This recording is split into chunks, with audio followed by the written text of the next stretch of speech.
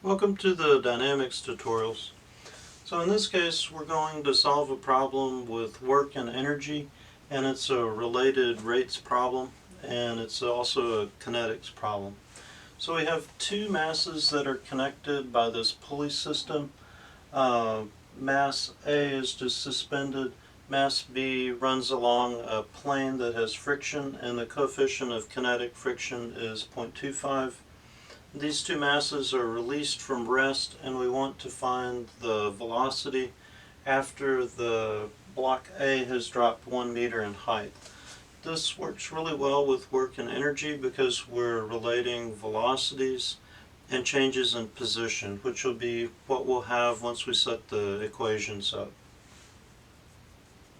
So our first step is just to relate the two velocities and relate the two changes in positions.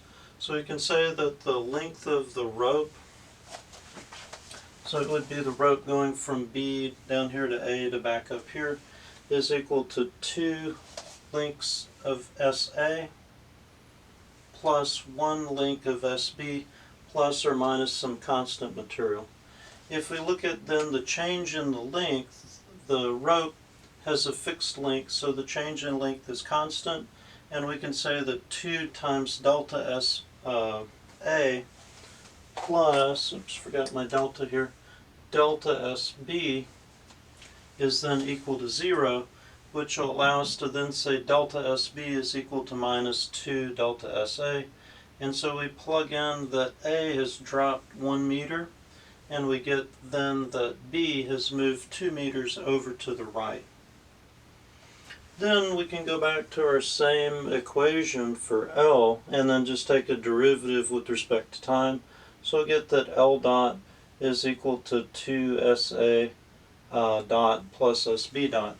And then of course also L dot is 0, so then that allows us to get SB dot is equal to minus 2 SA dot. And then we can plug in the velocities. So as SA is increasing, that means we're moving down, so we'll substitute minus VA for SA dot. And then as SB is increasing, that would mean that B would be moving over to the left, so that'll also be negative VB is equal to SB dot. Then we can solve and get that VB is double the velocity of A. We need to get that frictional force, so we have to draw this one free body diagram over here and just solve for the normal force with sum of forces and the y is equal to 0 to get the normal force, and then use that multiplied by the coefficient of friction to get the frictional force.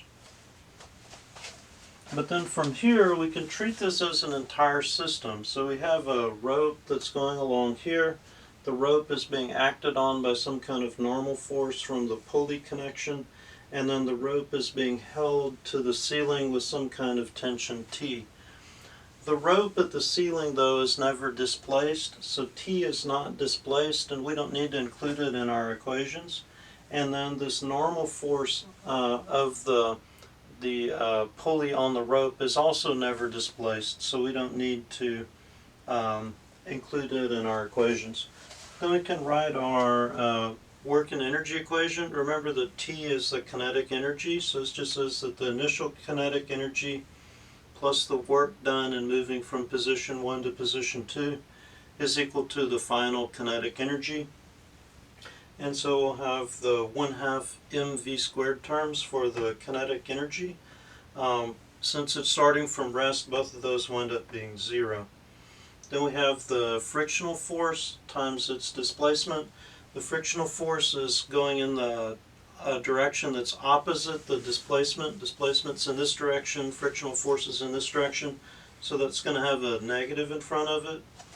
And then we use the equation minus WA YA for the change in height on block A for the work done by gravity on the block. And then that's equal to the final kinetic energy, which is just the 2 1/2 mv squared terms. So we plug it all in, plug in our frictional force in here, make sure that you use the 2 meters because block B is being displaced 2 meters for the 1 meter that block A is being displaced. And then in here, block A is falling by 1 meter. So it's going to be a -1 for the, oops, should put a delta in there too, for the delta YA.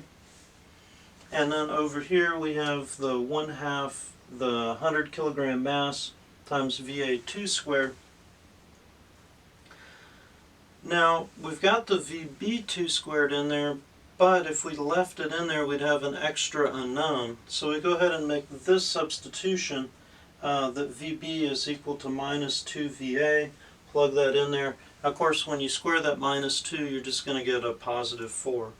So when you collect all the terms you get this as the result, and then divide through by the 90, and then don't forget to take the square root when you're working these kind of problems, because that velocity is squared if it's from a kinetic energy.